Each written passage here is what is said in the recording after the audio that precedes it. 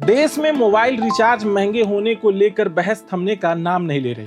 कोई कह रहा है कि पहले से ही रिचार्ज इतने महंगे, अब और बढ़े तो जेब पर बोझ पड़ेगा। कुछ लोगों का कहना है कि कंपटीशन कम होने की वजह से अब कंपनियां मनमानी कीमतें वसूलेंगी। सोशल मीडिया पर डाटा पैक, वैलिडिटी और नेटवर्क क्वालिटी लेकर भी लगातार सवाल उठाए जा रहे हैं। इसी बीच एक बड़ी रिसर्च रिपोर्ट ने इस पूरी बहस को एक नया मोड़ दे दिया है। सेंट्रम इंस्टीट्यूशनल रिसर्च की रिपोर्ट में साफ कहा गया कि अगले 3 से 4 महीने में मोबाइल रिचार्ज और इंटरनेट प्लान महंगे हो सकते हैं। और ये कोई मामूली बढ़ोतरी नहीं, बल्कि सीधे 12 से 15% की बढ़ोतरी हो सकती है। आइए इसे एक आसान एग्जाम्पल से समझते हैं। मान लीजिए आप अपने सिम का रिचार्ज हर महीने 299 का करवाते हैं। अगर 15% की बढ़ोतरी होती है तो ये रिचार्ज बढ़कर 344 का हो जाएगा, यानी सीधे सीधे आपको हर महीने 45 रुपए खर्च करने होंगे सिर्फ एक रिचार्ज प्लान पर। अब सवाल ये उठता है, आखिर टेलीकॉम कंपनियां रिचार्ज क्यों बढ़ा रही है और क्या आने वाले समय में ये और महंगे हो सकते हैं। नमस्कार, मेरा नाम है आदर्श और आप देख रहे हैं हमारा शो अर्थगाथा। सबसे पहले समझते हैं कि आखिर टैरिफ बढ़ने की नौबत क्यों आई। दरअसल रिपोर्ट के मुताबिक तब देश के टेलीकॉम मार्केट में सिर्फ 3 प्राइवेट कंपनियां एयरटेल, जियो, वोडाफोन आइडिया और सरकारी कंपनी बीएसएनएल ही बची है। यानी मार्केट पूरी तरह कंसोलिडेट हो चुका है। और जब कंपटीशन इतना कम हो जाए तो कंपनियों के पास कीमतें बढ़ाने का माहौल अपने आप बन जाता है। ये सिर्फ एक अंदाजा नहीं है।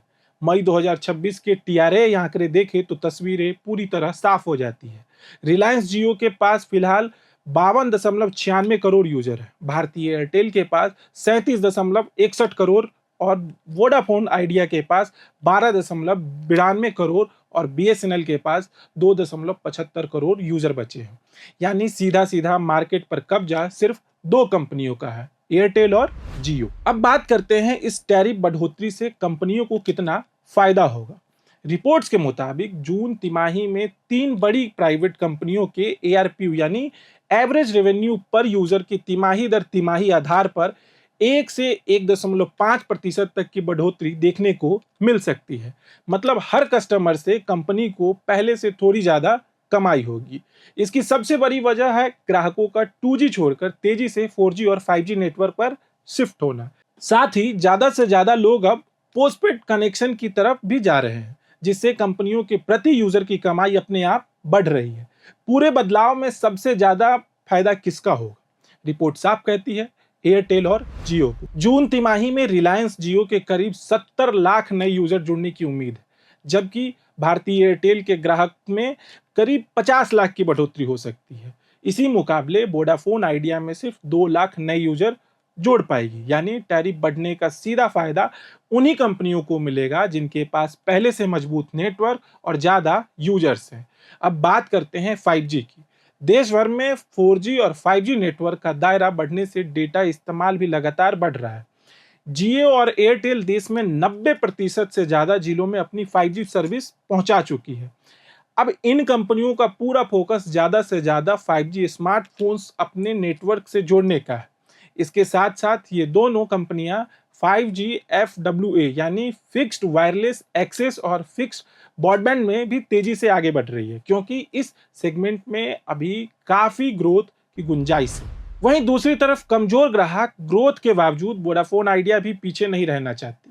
कंपनी का 5G नेटवर्क फिलहाल करीब 100 शहरों तक पहुंच चुका है और वो इसे लगातार बढ़ा रही है। तो कुल मिलाकर तस्वीर साफ है कि टेलीकॉम मार्केट में कंपटीशन कम हुआ है और कंपनियां बड़ी होती जा रही है, और इसी वजह से आने वाले महीने में आपकी जेब पर असर पड़ना लगभग तय माना जा रहा है। इसे आम आदमी पर क्या असर पड़ेगा? अगर सीधे शब्दों में कहें तो आम आदमी के लिए इस बदलाव का मतलब है हर महीने ज्यादा खर्च। जो रिचार्ज आज 299 का है वो आने वाले महीने में 340 से 350 के बीच हो सकता है। और ये सिर्फ एक बार की बढ़ोतरी नहीं मानी जा रही।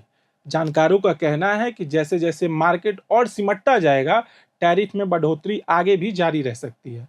हाँ, बदले में कंपनियां बेहतर नेटवर्क, तेज 5G स्पीड और कवरेज का दबाव जरूर करती है। लेकिन सच्चाई ये भी है कि जब मार्केट में सिर्फ 2-3 बड़े खिलाड़ी बच जाए तो ग्राहक के पास विकल्प कम हो जाते हैं। न चाहते हुए भी उसे बढ़ी हुई कीमत चुकानी पड़ती है, क्योंकि दूसरा कोई सस्ता विकल्प बचता ही नहीं है। यानी आसान भाषा में समझे तो कंपनियों की कमाई जरूर बढ़ेगी, नेटवर्क भी शायद बेहतर हो, लेकिन इसका सीधा बोझ आम आदमी की जेब पर पड़ने वाला है।